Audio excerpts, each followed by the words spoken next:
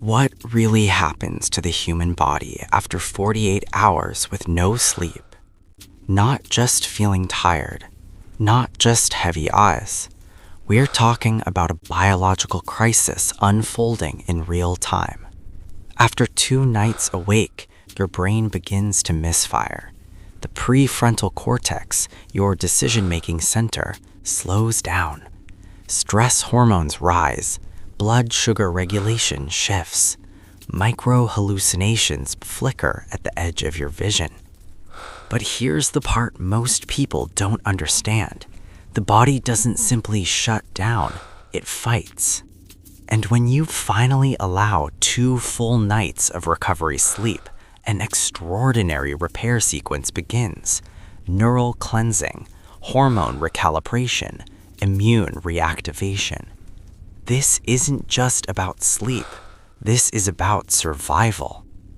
Before 48 hours awake versus after 2 nights of full recovery, let's step inside the human body.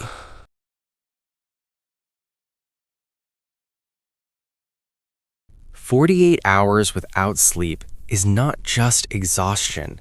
It is neurological instability unfolding in slow motion.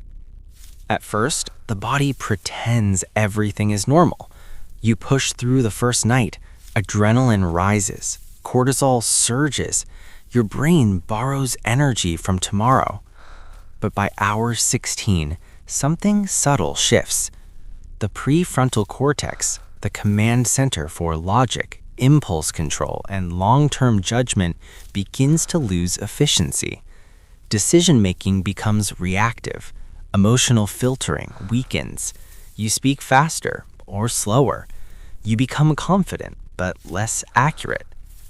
By 24 hours, your cognitive performance resembles someone legally intoxicated. Reaction time drops. Working memory shrinks.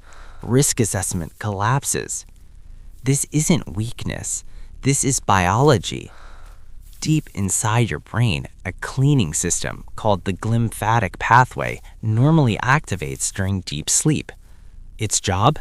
To wash away metabolic waste, including beta-amyloid proteins linked to neurodegenerative decline.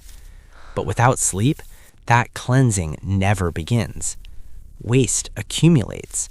Neurons struggle to communicate efficiently. Your thoughts feel foggy because, in a very real sense, your brain is becoming metabolically congested. By hour 36, the immune system shifts into stress mode. Inflammatory markers rise. Natural killer cell activity drops. Your body becomes more vulnerable, not dramatically, but measurably.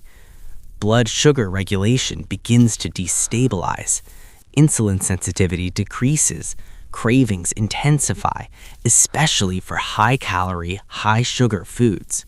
It's not lack of discipline, it's survival programming. From an evolutionary standpoint, staying awake this long historically meant danger, migration, threat, famine. So the body prepares for scarcity. It stores energy. It sharpens vigilance, but at a cost. Now we reach hour 40. Microsleeps begin. These are involuntary shutdowns lasting 1 to 10 seconds. Your eyes may be open, but parts of your cortex are offline. You might not notice them, but during those seconds, reaction disappears.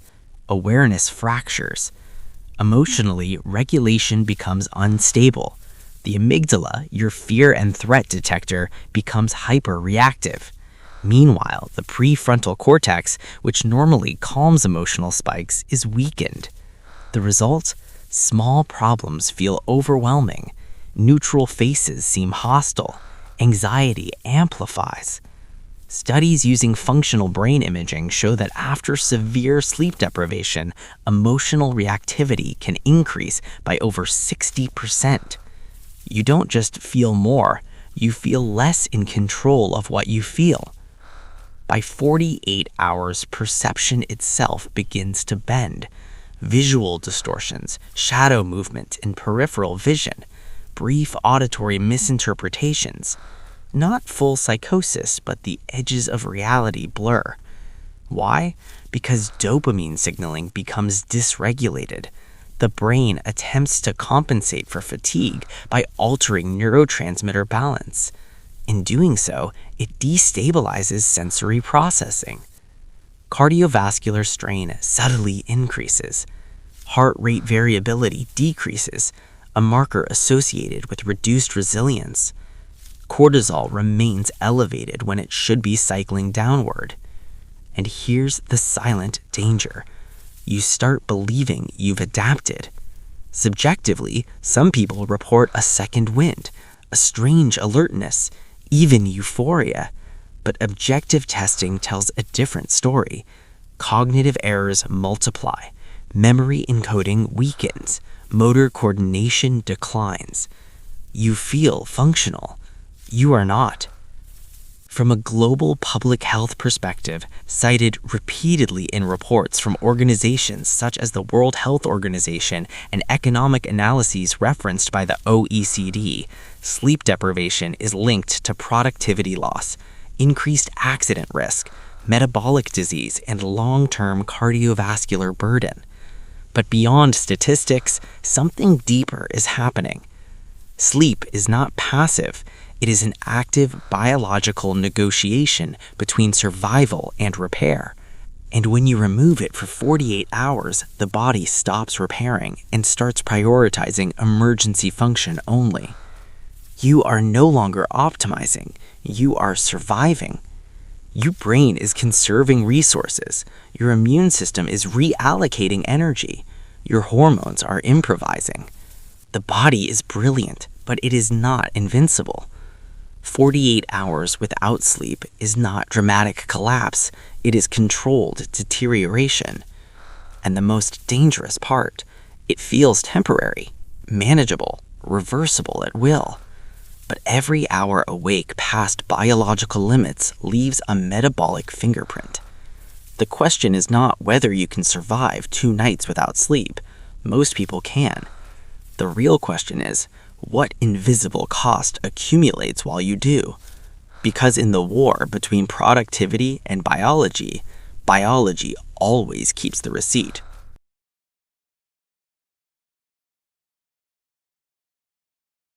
After 48 hours without sleep, the body is in survival mode. But give it 2 full nights of deep, uninterrupted recovery, and something extraordinary begins. The first night is not normal sleep. It is rebound sleep. Within minutes of drifting off, the brain dives aggressively into slow wave sleep, the deepest stage. Delta waves dominate. This is not relaxation. This is repair. Growth hormones surge. Tissue restoration accelerates. Protein synthesis increases. And deep inside the brain, the glymphatic system activates like a pressure wash.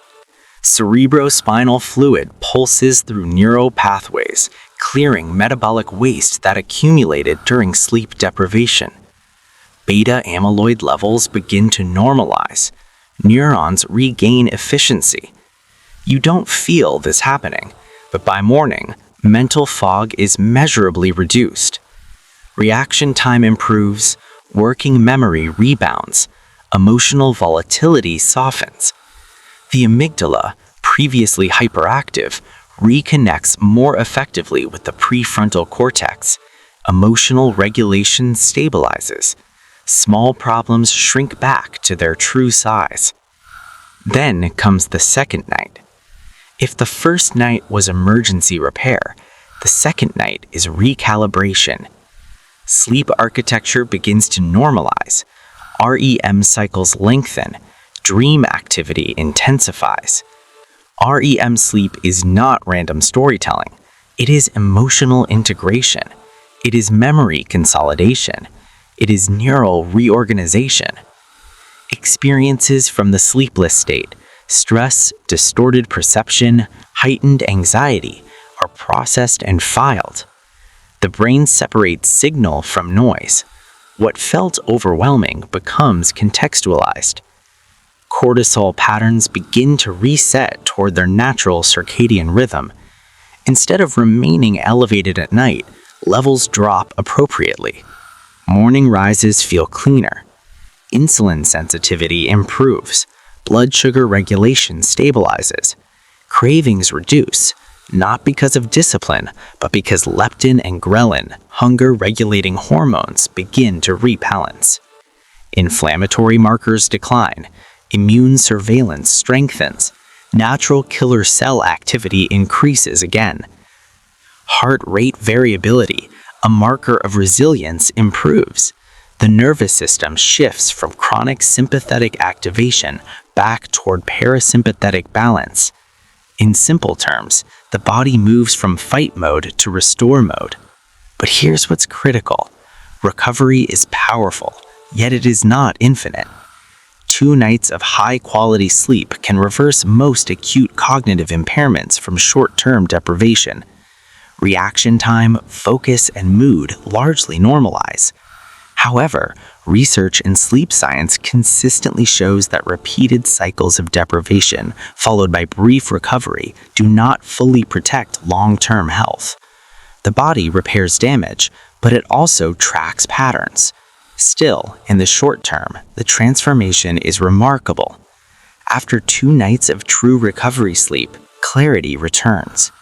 Language flows more smoothly, attention stabilizes, motivation feels intrinsic rather than forced. Creativity improves because the prefrontal cortex is no longer energy-starved. Decision-making sharpens because neural communication regains coherence. You feel like yourself again. But the deeper truth is this: you were never lazy. You were neurologically compromised. And when given the biological conditions required, darkness, safety, duration, the human body demonstrates astonishing resilience. Sleep is not an indulgence, it is infrastructure. It regulates metabolism, it governs emotional stability, it maintains cardiovascular balance, it preserves cognitive integrity. 2 nights of full recovery reveal something profound. The body does not need motivation to heal, it needs permission. When you remove interference, it recalibrates hormones, repairs synapses, restores immune vigilance, and stabilizes perception. From chaos to coherence, from survival to strategy. And perhaps the most powerful shift is invisible. Confidence returns, but this time grounded in clarity, not adrenaline. The lesson isn't just that recovery is possible, it's that biology rewards alignment. 48 hours awake exposes fragility. 2 nights of recovery reveal design. The human body is not built for constant override. It is built for rhythm. And when rhythm is restored, so are you.